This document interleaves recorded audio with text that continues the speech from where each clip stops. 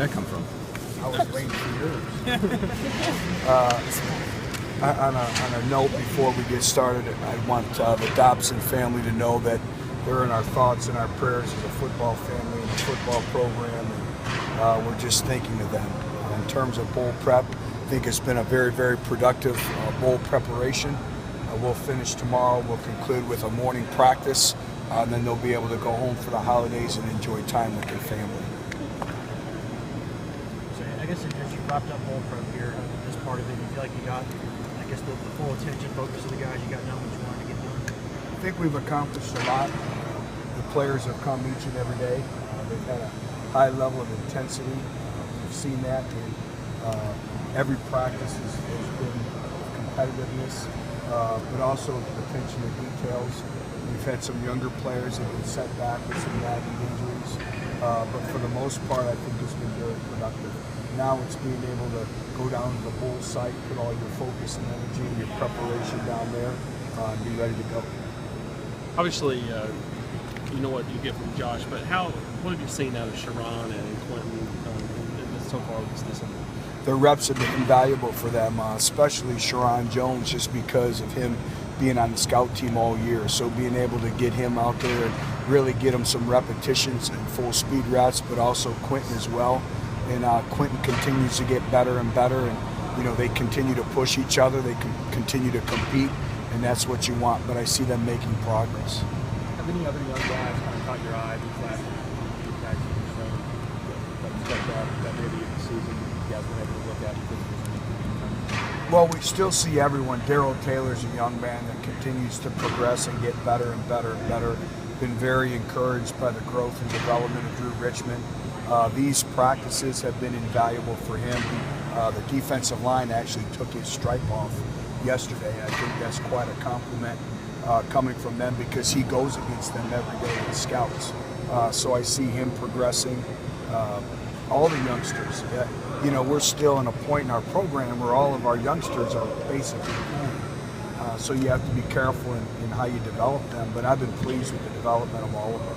Was that a big deal for Drew to get that removed by the others? I know obviously he wasn't a season, a five-star guy and all that, but has he responded maybe these last few weeks really well? Yes, he has. His whole mentality, the way he approaches practice. The offensive line was going to take his stripe off, but the defensive line beat him to it. But he continues to get better, and also you see a level of confidence continue to grow in him as well. Obviously, y'all released some of those academic numbers yesterday. It looked like a pretty good semester, for the team. What are your thoughts on that overall, and also will everyone be eligible for bowl? Well, thanks for asking that. Yes, everyone is bowl eligible, which is a compliment to them and a compliment to the Thornton Center. When we play January 1st, we'll have 18 college graduates on the field of play, which we're very, very proud of. And then when you look at having 57 individuals that are Vol scholars, over a 3.0 in your football program, we set the record for the highest GPA of a cumulative for a fall semester at a 2.77. So it's a tribute to Dr. Joe Scoggin, Brian Russell, and the entire Thornton Center, but really our players. They've done a great job academically.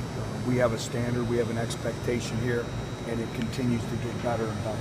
I guess we just talked to Mark for the final time as a Tennessee assistant a few minutes ago, and when you were going, to be a head coach for the first time, how many different things are buzzing through your head? I mean, you got to get a staff together, you got to try to salvage your recruiting class. I imagine there's a million things running through your mind at that point. So many things. We were actually talking this morning about he's down to 20 text messages to return, over 400 and some odd text messages. And it all comes at you at once. And you have to be very detailed, but I told him to enjoy this. This opportunity doesn't come around very often. Sometimes you got to sit back and you have to actually enjoy it. But you're trying to juggle so many things, and I really think it's a tribute to him because he's been able to manage now being the head football coach at Eastern Kentucky, but also still being the tight ends coach at Tennessee. And coaching in this bowl game meant everything to him. And I'm just thankful that he still wants to do it and be a part of us because, you take great pride in anyone on your staff has an opportunity to better themselves and be a head football coach. I know we don't talk about him a lot, but Patrick Ashford, how important is it? What all that he does, and him and Medley just being on the same page?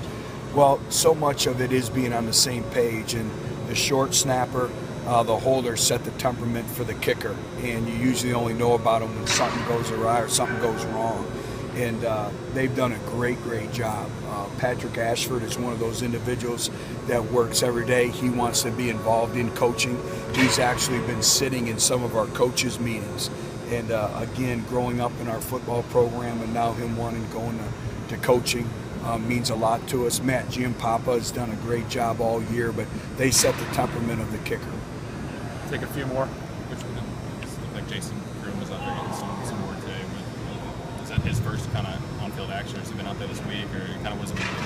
Jason's been out there this week, still limited, mostly in individual drills, but you can see him progressing, and we're going to have him back for spring football. I'm excited. He's done a great job in terms of recovery and rehab with the knee, but also getting bigger and stronger in the weight room. You can see him out there. I know you've had, it just looks like Kurt's almost being a coach right now to some of those young guys. And, you know, I'm sure he wants to go play football for years and years, but when it's time for him to stop doing that, if he wanted to be a coach, you know, do you think he's got the chops to do that? Wes, I've told him, if he ever decides he wants to be a coach, we'll hire him here at Tennessee. He brings so much to the table, his ability to communicate, his effectiveness in communication. He has the respect of our players, and they listen to everything that he says. He's done a great job of really mentoring. You know, when we talked about the progression of Darryl Taylor, Kurt Legit has a lot to do with that because he's coaching him on every snap. One more. Wanted to ask that sports science question I asked last week a little bit different. When you created the sports science team, it's kind of obvious, I guess, to have your athletic training guy there, to have your nutritionist, your strength and conditioning. Getting academics in there's a little bit out of the box. And it seems like it's worked really well. What made you decide that you need to have Dr. Joe Scogan in that room, and how do you think he's helped the rest of those guys and also helped you guys, I guess, teach football to you guys? It sounds like he sort of gives you an idea of how their minds work. Well, the academic component of the sports science is the most important thing because it's all about excelling in the classroom. And if you think about it, you know, you need your rest, you need your nutrition, you need all that with the ability to concentrate on a daily basis. So the athletic piece of it is as important as any of the other pieces that go together. But I think most importantly, when you put together a sports science department, it's all them getting together and having one voice, one philosophy. And a lot of times that doesn't happen. I think individuals become territorial, and we haven't had that here. We're all in it together, and that's the betterment of the student athlete. But I think you see a lot of times, you see the progression in our academics, and we're excelling academics, and a lot of that is because of the sports science piece of it. We work hand in hand with Aptus, which is a company that comes in and it really tests your players on their how they learn, and it helps our coaches to be able to reach them, how you talk to them. You know, and every individual is different in terms of the learning curve, but also they sit down with academics and they review every play in our program. So when they go over to the Thornton Center, maybe you'll remember something a little bit different than Wes remembers something. So you try to, you know, approach each individual on an individual basis, and I think that's really helped us. Okay, guys. Thank you.